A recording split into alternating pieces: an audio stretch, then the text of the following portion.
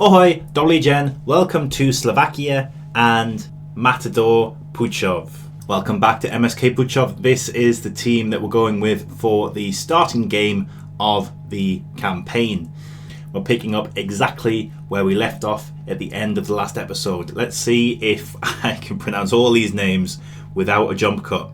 Herdiner and goal, Kozlovsky at left back, Mikolajewski partnering Kostkovsky and Simko in the defence. Thompson nailed that one, with Hajovsky at the base of the midfield, Kolisar, Lako and Olejnik as the attacking midfielders, and we're going to go with Emeneka up front because I'm more confident of pronouncing that one. A quick look at the season preview shows us that we should be looking at the top end of the table. Tatran Presov, the team we're playing today, are down in 4th, so it could be a tight game today. And here we are at the Púchov Stadium, looking like a lovely evening in Slovakia. Looks like we have white seats in the stadium, but in reality I think they're red. Our lovely new kits are there, the red and black striped beauties that I've made in Kit Basher. Looking very sharp. And we're off. Annoyingly, the white kit at the bottom on the little graphics at the bottom and the left side of the name cards are going to have to stay there because I don't know how to fix that. But we go 1-0 down on the 19th minute. A free kick from about 45 yards out is chipped into the penalty area and finished coolly by the other team. And they have a throw-in in their half. They're passing it around the back and advance into the midfield. They try to play it up to their strikers, but Simko passes up to Olejnik on the right wing, who takes it up there, tearing up the right wing, gets his head up, crosses the ball into Kolisar, who heads the ball into the net. We equalise on the 26th minute, 1-1. Come on, Púchov.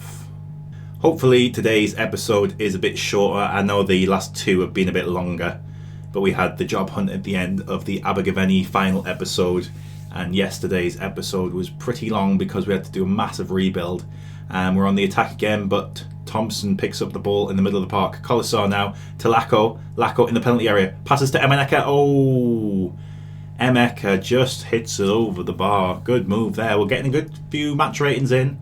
Emeka on a 6.4, that must have been his only chance of the game. We've got 6 shots to their 2 and an XG to 1.1 to their 0.32 in this first half. Our possession's looking fairly good and our passes completed is looking good as well. So overall, quite happy. We've dominated possession and I'm fairly happy with that one. Hopefully we can go on to win in this second half.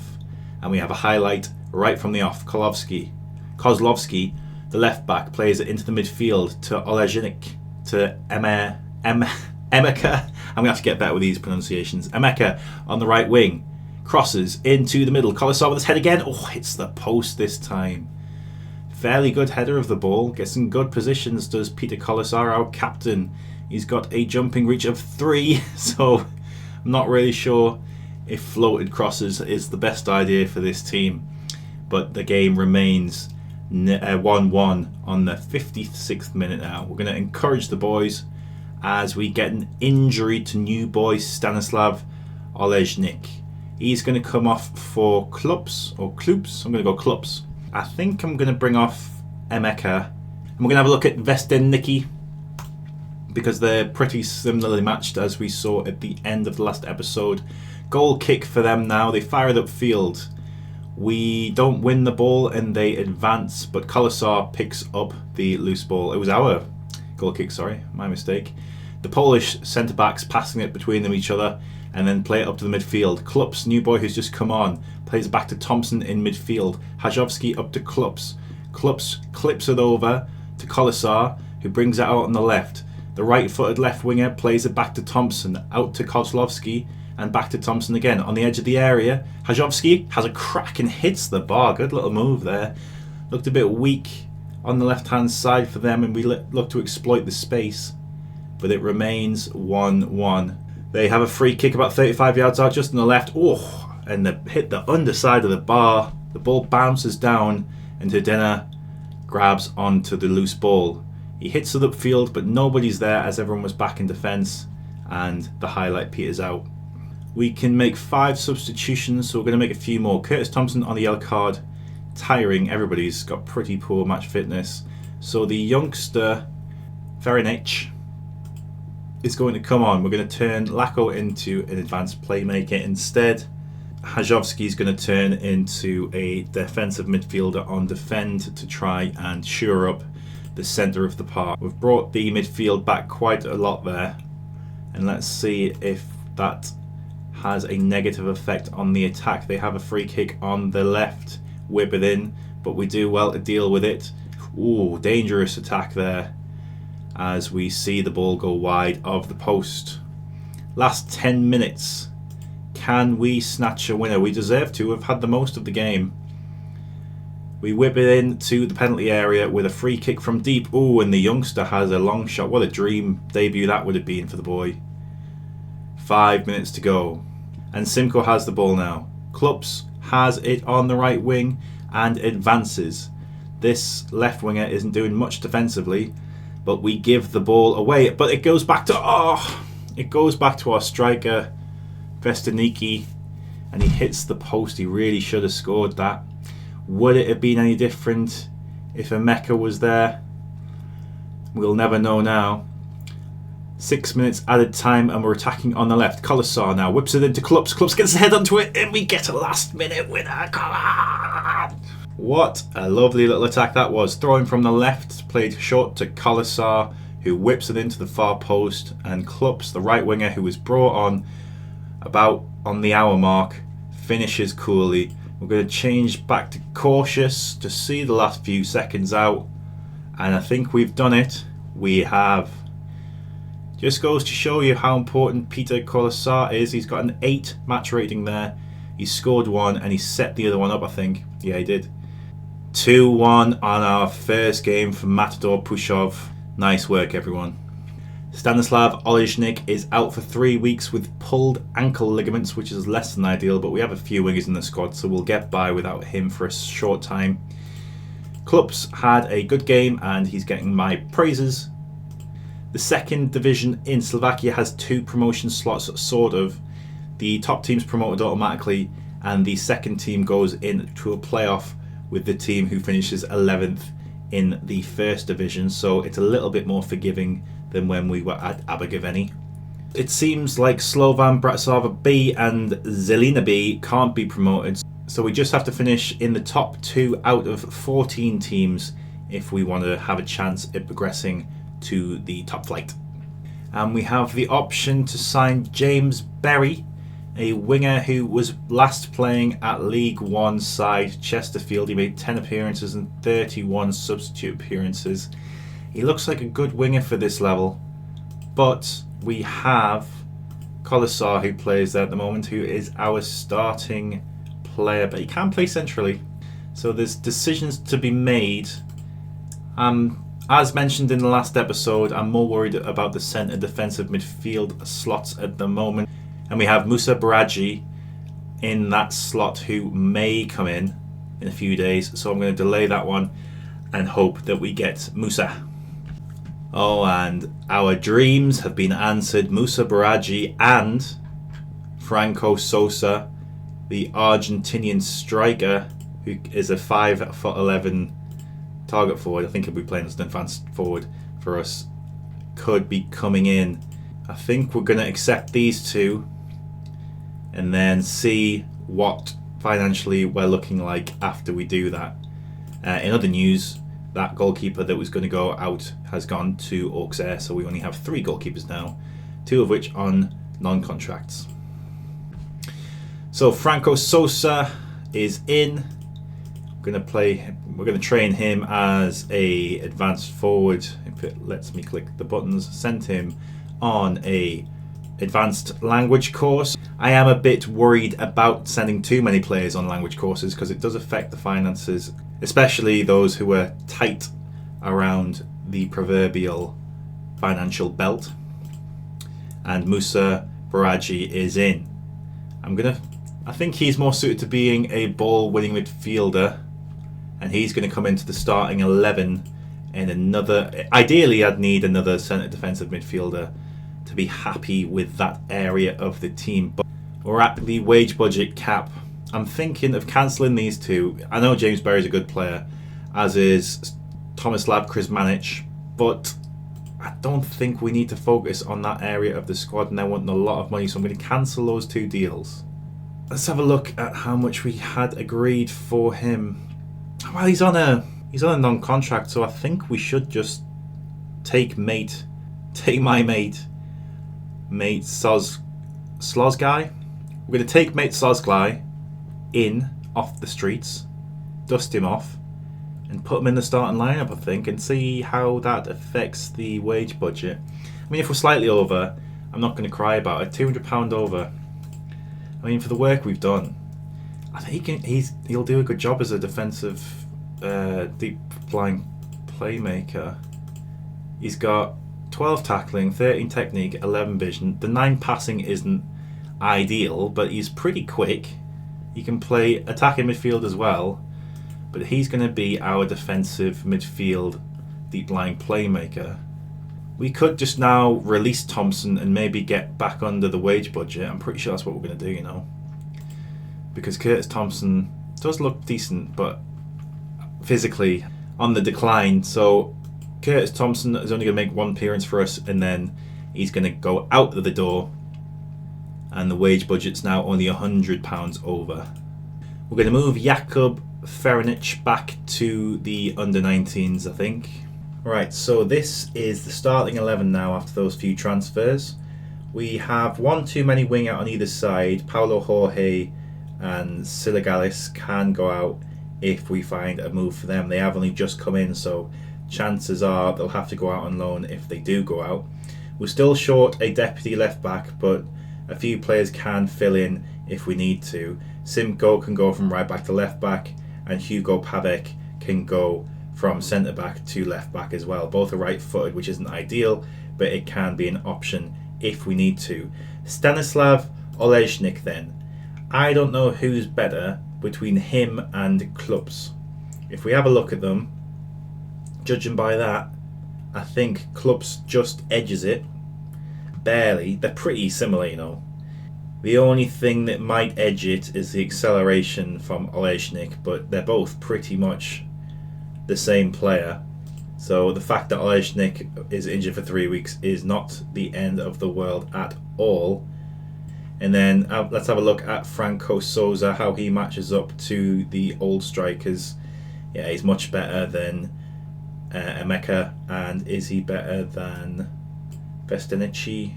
He is better, but not by much. So I think Thomas Veneci is going to go on the bench and act as the deputy to Colasar and Sosa.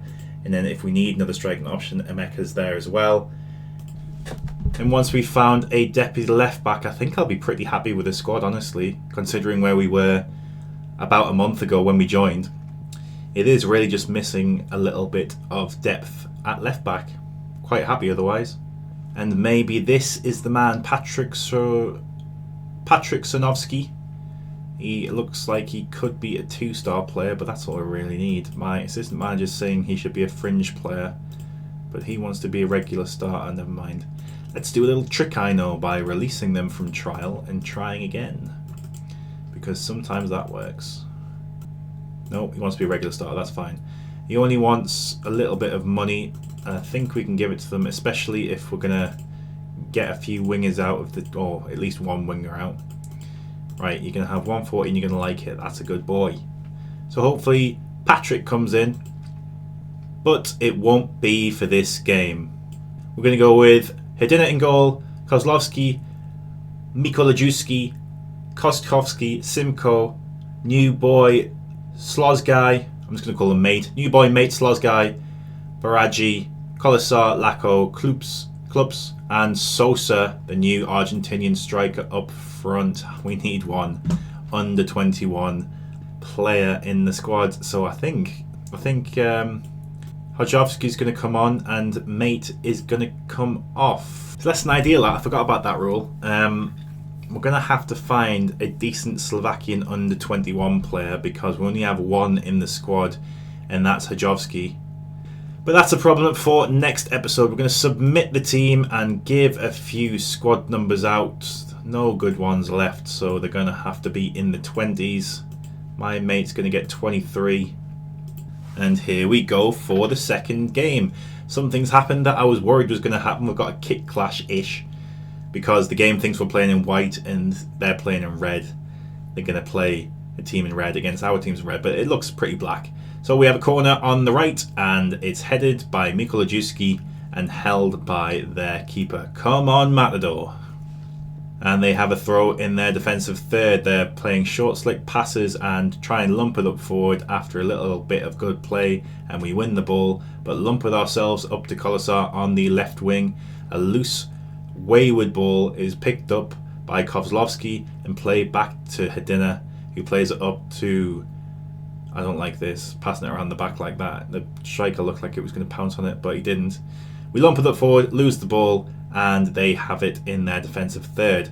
Lacko picks up the ball and then plays it up to Klups. Klups is in the penalty area, pass it to Sosa, and that is not what you want to see from your new Argentinian striker on his debut. A completely open goal, and he skies it over the bar. 0-0 still. And on the 23rd minute, they have a goal kick. Koskovsky picks up the ball and plays it to the right wing to Klups, who plays it back to Simko. Simko is just looking up, can't find an option, and plays it back to the defence, who plays it up to the midfield and then back to the fence. We switch the ball all the way over to the left flank, and Kozlovsky plays it to the midfield and then up to Kolosar. We're just playing it back and forward between the defence and the midfield now, and we get dispossessed. Oh, and what are you doing, you idiots? That is diabolical.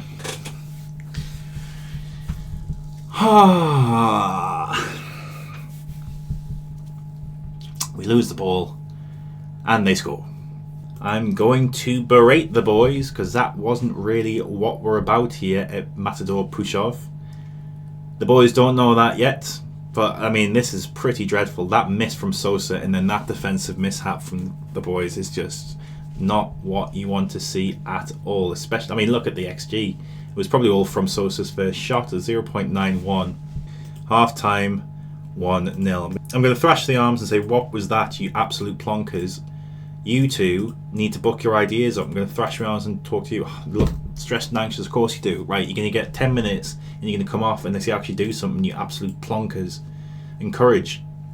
10 minutes gone then, and they're doing nothing. Sosa is going to come off on his debut for Vestechny, and we're going to bring off Hajovsky for mate. I don't think it matters that we don't have an under 21 player on now. I think it's just for starting the game. Kolosar is going to come off for Emeka, who's actually going to go up front, and we're going to swap those two around. 3 substitutions at the start of the second half. It's not looking great at the moment, even though we are slightly on top statistically. Our pure incompetence is why we are down here. Klups with a free kick miles out, and it's saved by their keeper. And we have a corner from the resulting free kick. Klups whips it in from the left. Is Miko there? No, he can't get the ball out to Lacko on the edge of the penalty area. He runs down the right, and can he whip it in? He does. Emeka was there, but it's cut out by the defence. And this doesn't look good. I don't think we're just going to absolutely collapse defensively, even though we have 70,000 people behind the ball. Doesn't matter. It all peters out. Right. Kozlowski's looking very tired. So Simko is going to go over there, and Kaufman's going to come on right back. Simko has a reasonably strong left foot, but I think I'm going to play him as an inverted wing back on support, and he'll be getting up there to support the midfield. And in response to that, Zolgai is going to move up to a register role.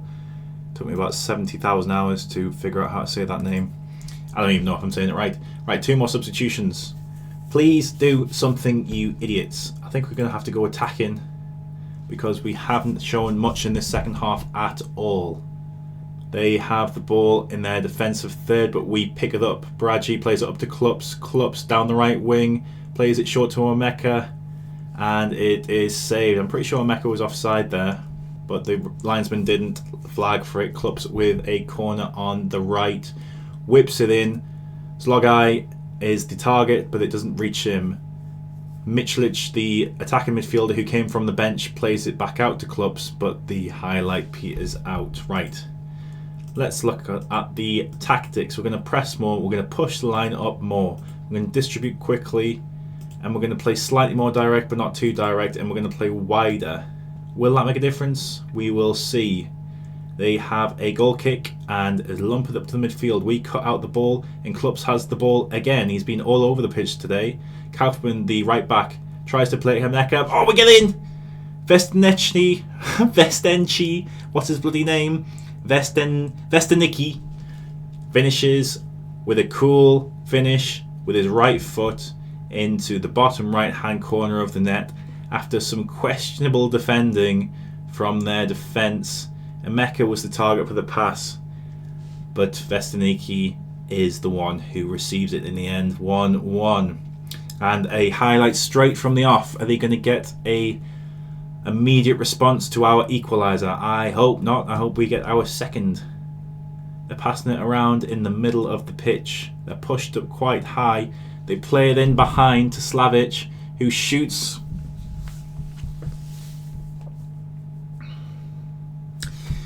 Hedina doesn't have hands, so you can't blame him. Oh my goodness. Come on, you absolute plonkers. Right. Another highlight before the end of the game. Oh, yeah, he picked one up. He does have hands. Promise for Hedina. He drops the ball and kicks it upfield to the attacking midfield, but it's picked up by their defence. I don't think we're getting an attack here, or maybe I'm wrong. Vesteniki on the left wing cuts inside into the penalty area now, shoots. Oh, well, that's not fair. Their goalkeeper has hands. I don't think that's allowed in the rules. I feel like if our keeper doesn't have hands, that their keeper shouldn't be allowed to have hands.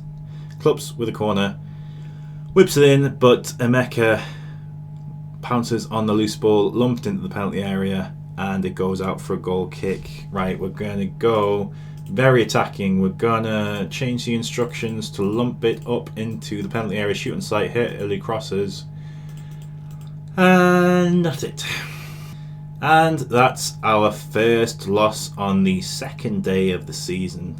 On the whole, we were the better team. We had better XG, better possession, more shots, but we shot ourselves in the foot. Well, that's the end of the episode. Hope you enjoyed watching. 1 win, 1 loss. The loss was away from home, and the team are gelling together. The team cohesion's just below average. Well, it says average, but there's a bit of red there. Managerial support still pretty awful. So I think we're going to come back for Raka in the Cup and Slovan Bratislava B in the league. I hope you enjoyed. Leave a like on the video, watch another video, send me lots of kisses in the comments. Leave a comment saying how much you enjoy the video and you enjoy my beautiful shiny head. I'll see you next time. Bye bye.